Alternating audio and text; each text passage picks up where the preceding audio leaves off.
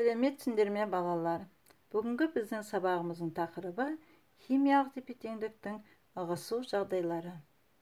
Сабағымыздың оқу мақсаты химиялық тепе-теңдік күйіне және химиялық реакция жылдамдығына жағдайлар өзгерісінің әсерін түсіну және ажырату. Химиялық тепе-теңдік бөлшектердің кинетикалық теориясы тұрғысынан түсіндіру. Бағалау критерийлері. Химиялық тепе-теңдік күйіне және химиялық реакция жылдамдығына жағдайлар өзгерісінің әсерін түсінеді және ажыратады. Химиялық тепе-теңдікті бөлшектердің кинетикалық теориясы тұрғысынан түсіндіреді. Бұрынғы өткен сабақта қарастырғандай, тура және кері реакциялардың жылдамдықтары теңескен жүйе күйі химиялық тепе-теңдік деп аталады. Қайтымды реакция аяғына дейін жүрмейді. Ол басталғанда тура жүретін реакцияның жылдамдығы V1 жоғары, кері реакция жылдамдығы V2 баяу болады. Тура реакция жүрген сайын реагенттің концентрациясы азайып, V1 жылдамдығы кемиді.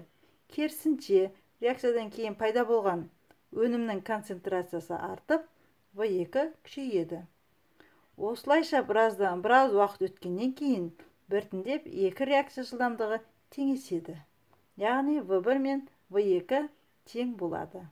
Осындай жағдайда химиялық тепе-теңдік орнайды. Тепе-теңдік орнағанмен қарама-қарсы бағытталған екі реакцияда тоқтамай жүре береді. Химиялық тепе-теңдік күйдегі реакцияның жүру жағдайларын өзгерткенде тепе-теңдік не солға, не оңға ығысады. Көптеген зерттеулер химиялық тепе-теңдіктің ығысуы Ле Шателе-Браун принципі деп аталатын ережеге бағынатынын дәлелдеді. 1884 жылы француз ғалымы Ле Шателе тепе-теңдіктің ығысуы теориясын тұжырымдаған. Ал 1887 жылы, яғни 3 жылдан кейін, неміс ғалымы Карл Браун дәл осындай тұжырымдама айтқан. Бұл екі ғалым бір-бірін танымаса да, бір-біріне тәуелсіз болса да, әрқайсы өзі эксперименталды түрде анықтаған. Сондықтан да бұл принцип Ле Шателе-Браун принципі деп аталған. Бұл ереже былай айтылады.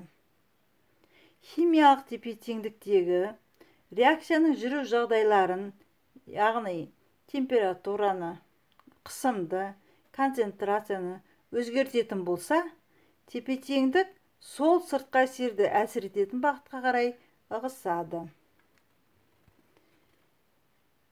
Химиялық тепе-теңдіктің ығысуына 3 фактор әсер етеді. Олар температура, концентрация және қысым. Олай болса, балалар, Ле Шателе-Браун принципін әртүрлі әсерлерге қолданып көрейік. Бірінші, температура өзгерісінің әсері. Температураның әсері кезінде жылу эффектісіне көңіл аударамыз. Егер температура жоғарыласа, тепе-теңдік эндотермия реакция бағытына қарай ығысады. Егер температура төмендесе, тепе-теңдік экзотермия реакция бағытына қарай ығысады. Мысалы, аммиактың түзілу реакциясын қарастырайық.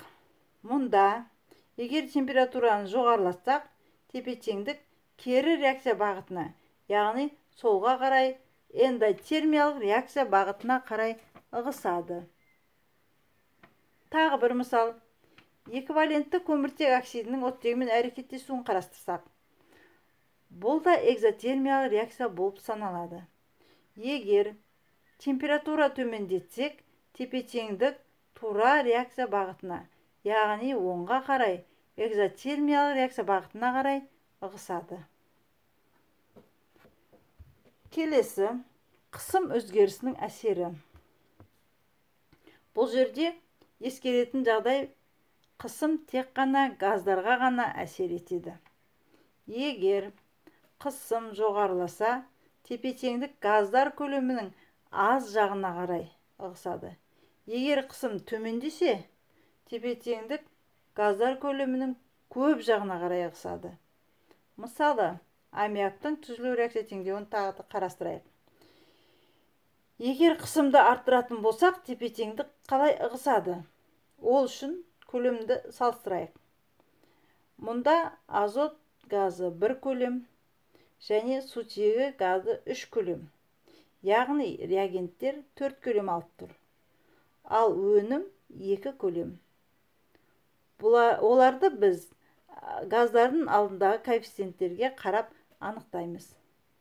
Сондықтан қысымды арттырғанда тепе-теңдік оң жаққа, яғни көлемі аз жаққа қарай ығысады. Екінші мысалды қарастыратын болсақ, реагентте газдар 3 көлем, өнімде 2 көлем. Егер қысымды төмендетсек, тепе-теңдік солға қарай, яғни көлем көп жаққа қарай ығысады. Келесі концентрация өзгерісінің әсері. Егер концентрация көбейсе, тепе-теңдік кері реакция бағытына қарай ығысады. Ал егер концентрация азайса, тепе-теңдік өзіне қарай ығысады. Мысалы, аммиактың түзілу реакция теңдеуін тағы да алып қарастыратын болсақ, егер сутектің концентрациясын арттырсақ, тепе-теңдік сол сутегінің қарсы жағына, яғни өнім жаққа қарай ығысады. Ал егер аммиактың концентрациясын арттыратын болсақ, тепе-теңдік солға қарай, яғни реагент жаққа қарай ығысады. Егер азоттың концентрациясын кемітсе, тепе-теңдік өзіне қарай, яғни реагент жаққа қарай ығысады. Мұнда тағы айта кететін, есте сақтайтын бір жағдай. Егер температура мен концентрация өзгеріске ұшыраса, жүйедегі тепе-теңдік те өзгеріске ұшырайды, яғни ығысады. Ал қысымның туралы біз бұлай айта алмаймыз. Өйткені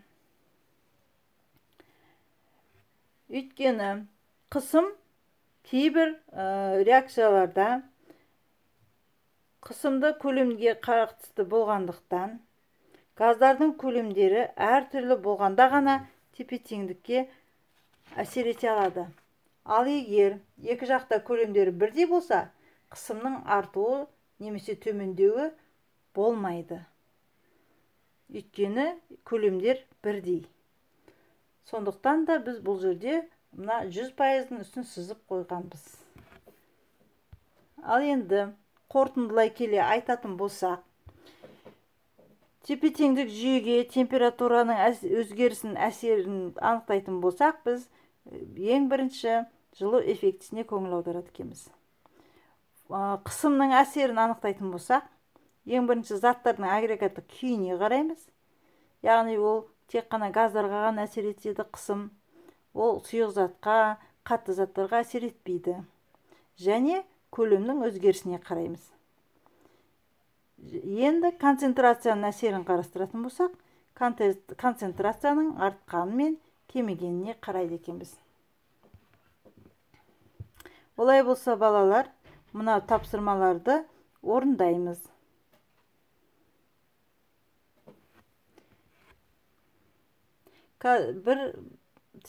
Осы тапсырманы орындауға сендерге біршама уақыт беріледі.